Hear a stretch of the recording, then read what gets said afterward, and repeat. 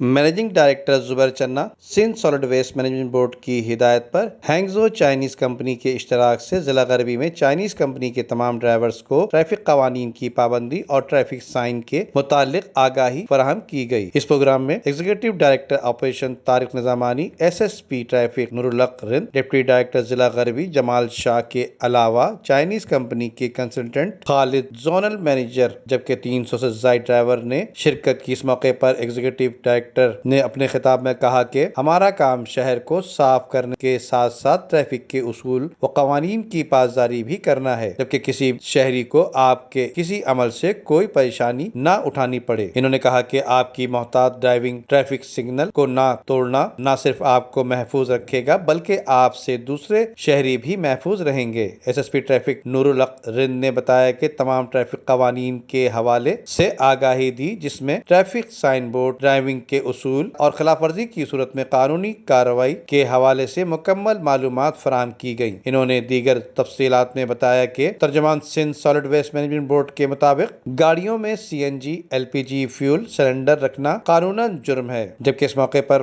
محتاط ڈرائیونگ کرنے کی بھی ہدایت کی اور مہمان خصوصی کو شیلڈ بھی پیش کی گئی۔